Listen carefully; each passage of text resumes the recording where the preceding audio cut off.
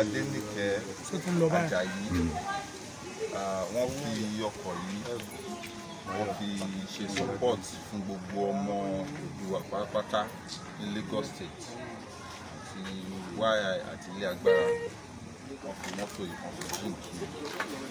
Àtẹ́wọ́. Máa ròdà. Àmọ́ oṣù Oda. Agbayi.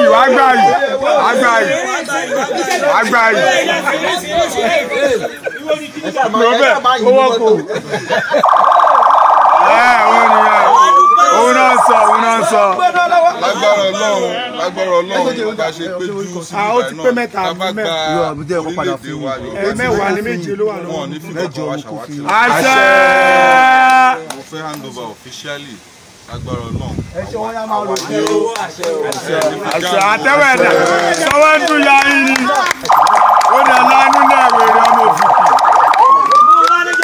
Àtẹ́wọ̀ ni mo fi lọ́bọ̀ tó bá mọ̀ rẹ̀. Ó mọ̀ rẹ̀ o. Lórúkọ gbogbo ọmọ Yorùbá a gba ọkọ̀ yìí Yorùbá Security Lagos Unit Soka Ìbàdàn lọ́dọ̀ olóyè Chief Sunday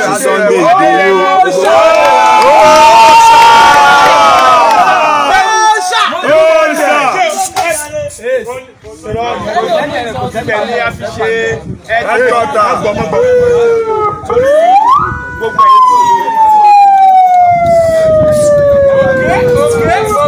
gbogbo ẹ̀yin tí ẹ bá ń wò wá àdá security sí méjì o wọ́n lè máa bèbè èwo làwọn eléyìí a rí pé a ti ṣèpàdé papọ̀ pẹ̀lú Soka traffic pè ní base yẹn olóyè headquarter so headquarter yẹn a máa wá ní unit kọ̀ọ̀kan unit Lagos State lélẹ́yìí ìgbà tí a dẹ̀ sọ fún màmá wa Adéníkẹ́ Àjàyí ní Minnesota nígbà tí mo fẹ́ kúrò ní Amẹ́ríkà láti wá dá ẹ̀ka ẹ̀ṣọ́ àti ààbò fún gbogbo Lagos axis sílẹ̀ wọ́n ní kí ni nǹkan tí a lè fẹ́ mo ní ó dáa ní Hilux ìyẹn mọ́tò security vehicle tó lè máa kó gbogbo àwọn ọmọ ẹ̀ṣọ́ wa tá bá fẹ́ ṣe awareness campaign ká máa ṣe àbá ẹnikẹ́ni jà tí ò bá bá wa jà wọ́n wá sọ pé wọ́n á fún wa ní mọ́tò yìí lọ́wọ́ àwọn nìkan ṣoṣo gírogíro gbogbo wa nìṣòwò ògún àmọye tí mọ́tò yìí lè tó nǹkan kan tó wá jọ mí lójú kì í ṣe pé wọ́n gbé ọkọ̀ yìí fún wa ló wá jọ mí lójú ṣe rí nǹkan tó jọ mí lójú lọ́rọ̀ màmá wa Adéníkẹ́ Àjàyí ni pé àwa sọ pé tí wọ́n bá gbé ọkọ̀ yẹn wá ó yẹ kó ti gbé wá láti ọ̀sẹ̀ tó lọ pé a máa lọ ṣe iná yìí security light àti siren pé a máa jábọ̀ a máa ṣe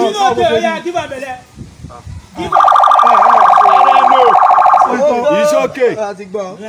wọ́n ti ń gbé mọ́tò yìí bọ̀ wọ́n wá sọ pé kí wọ́n gbé mọ́tò yẹn padà wọ́n ṣe kínní ẹ̀ sí. wọ́n gbé mọ́tò yẹn padà fúnra wọn over 120,000 ní kíní tí ẹ̀ ń wò yìí nìkan wọ́n gbé padà wọ́n tún bá wa ṣe sí wọ́n tún bá wa ṣe sàárì yẹn. ẹ jẹ́ bá fún wọn látẹ̀wọ́ ẹ fún wọn látẹ̀wọ́.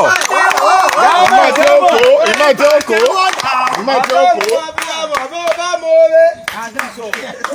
mo dúpẹ́ ní ọwọ́ wọn torí pé gbogbo àwọn tí wọ́n mọ̀ pé a fẹ́ dá ẹ̀ka ìsílẹ̀ láti jẹ́ kí ẹrù díẹ̀ kúrò ní Soka ní èjìká Chief Sunday Igboho. Wàhálẹ̀ bàbá. ẹ̀kọ́ kan Fúlàní alẹ́ Fúlàní wọn gbọ́ fi Yorùbá là. Ni a fi dá ẹ̀ka ìsílẹ̀ ẹ̀yin tẹ́ máa ń wò wá ẹ̀jọ̀ a fẹ́ láti dá unity kan sílẹ̀ gẹ́gẹ́ bí nǹkan tí àwọn Yorùbá intelligence sọ fún wa a gbọ́dọ̀ nírú mọ́tò yìí 8 ó kéré jù so this is one of 8 healers that we are looking for, vehicles. Ẹjọ́, ẹ bá sọ pé mo ṣe èbó, there are some people that love Yoruba land.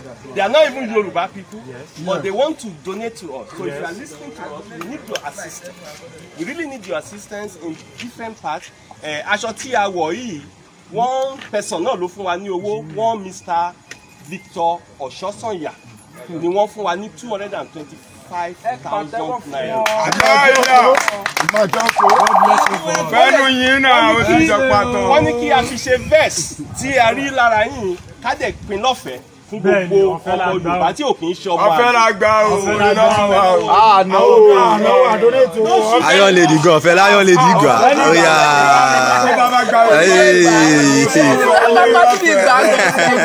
Ọ̀fẹ́ ló bá dé o. Ọmọ òbẹ́ ní kọjá o. Bàbá kí gbogbo lé. Adúpẹ́ lọ́wọ́ yín o. Adébáyọ̀ àti Alhaji Yusuf, all of them from America. Ẹ ṣé adúpẹ́. Wọ́n fún wa ní 100,000. Iná ní tówó yín, ẹ mọ̀ rí mú bí tẹ́ ti mú. Adúpẹ́ lọ́wọ́ Grandpa Ọ̀rànmíyàn láti UK. Àwọn wọn ò tiẹ̀ wọ́n kàn fún wa ní 80,000 pé ẹ lọ fi settle down. Thank you all, God bless you. A sì nídìí ìrànlọ́wọ́ gbogbo ọmọ Yorùbá.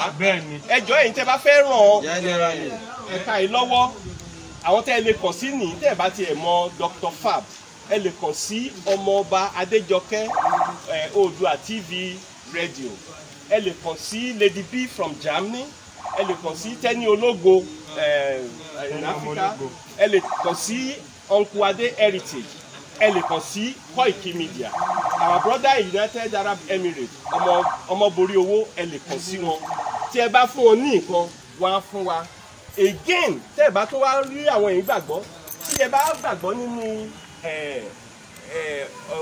olóyè Sunday Igboho, ẹ lè kàn sí pé owó tẹ́ ẹ fún wọn yóò kọ́ fi fún àwọn Lagos unit ní nǹkan, ó máa dọ́dọ̀ wa.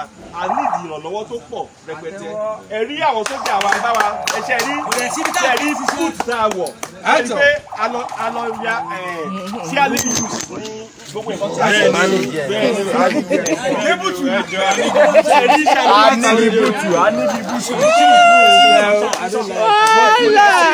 wọ́n ṣe pé Lagos State la wà fún gbogbo state la ṣiṣẹ́ dé. A fẹ́ lé Fúlàní dànù. Àwọn ọmọ ló máa bẹ̀ wá pé ẹjọ́ ẹ wá. No chance for them for Gbogbo ọ̀daràn tó wọ́n lé Yorùbá. Dáràn. A fẹ́ lé wọn kó nílẹ̀ bàbá wa. No chance for them. Ẹ sáré kọ́kọ́ yìí. Ó fi ìyá apá ṣèlú lẹ́gàn. Adífá fún àkàlà àpàpọ̀. Adífá fún àkàlà àpàpọ̀. Tí ń ṣe lẹ́nì ní Ìbárapetu. Tí ń ṣe lẹ́nì ní Ìbárapetu. Fúlàní tó wá ń ṣe lẹ́nì ní àwa ń kọ́ Ọ̀fà. Fúlàní tó wá ń ṣe lẹ́nì ní àwa ń kọ́ Ọ̀fà. Abẹ́ Ifá agé wọn. Abẹ́ Ifá agé wọn. Idà òmìnirìmí ní. Idà òmìnirìmí ní. Yíyún ni lọ́rùn tì. Yíyún ni lọ́rùn tì. Ẹ̀yin elénì ní ayé. Ẹ̀yin elénì. Mo sọ ń tààrà lọ́wọ́ yín. Mo sọ ń tààrà lọ́wọ́ yín.